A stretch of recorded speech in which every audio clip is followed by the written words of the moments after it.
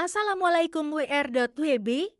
Perkenalkan nama saya, Ade Hirma Surya Fitri akan menampilkan ITS video animasi Sospolek materi tentang situasi ekonomi politik. Selamat menonton. Indonesia punya ekonomi yang besar dan terus berkembang. Tapi untuk jadi negara maju, pertumbuhan kita harus stabil dan tinggi dalam jangka panjang. Sekarang, kita masih di sekitar angka 5%.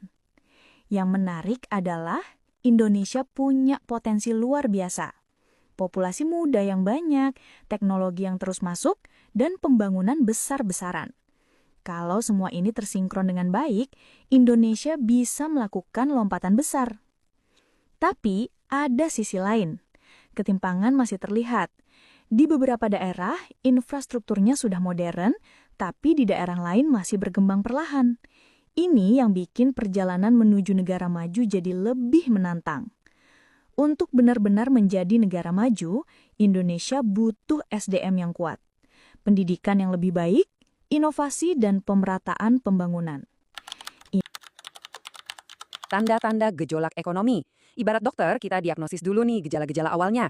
Kita kan sering banget dengar narasi, oh ekonomi lagi lesu gara-gara kondisi global yang lagi nggak nentu. Tapi tunggu dulu, panelis di diskusi ini ngebantah argumen itu dengan perbandingan yang lumayan tajam. Menurut mereka, masalah pasar kita saat ini itu sifatnya endogen, alias gara-gara faktor dan kebijakan dari dalam negeri sendiri. Buktinya, pas bursa dan rupiah kita lagi tertekan, Malaysia justru ngalamin lonjakan nilai ringgit sampai 11% dalam 6 bulan terakhir. Bahkan Vietnam aja status indeks sahamnya naik, sementara kita malah terancam turun kasta.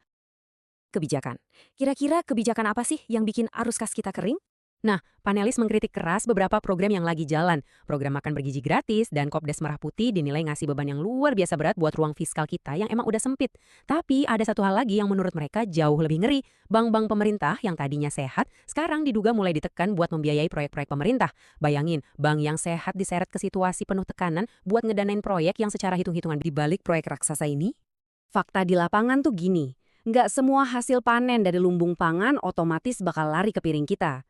Para ahli ngejelasin, pas petani manen hasil buminya, katakanlah jagung atau singkong, bakal ada 3 sektor raksasa yang rebutan.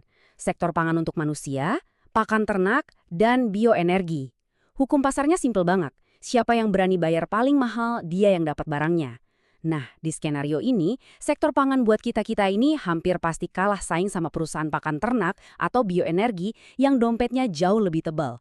Jadi, klaim soal ketahanan pangan ini benar-benar dipertanyakan sama panelis. Malah, data dari riset Celios nunjukin sebuah realita yang bikin geleng-geleng kepala. Biaya buat ngembangin proyek biofuel di Papua itu ternyata setara dengan 89% dari total subsidi energi kita secara nasional. Ini Gila bukan cuma kan? tugas pemerintah, tapi kita semua sebagai warga juga punya peran. Kalau kamu ingin Indonesia semakin maju, yuk mulai dari hal kecil. Belajar hal baru, berpikir kritis, dan ikut membangun lingkunganmu.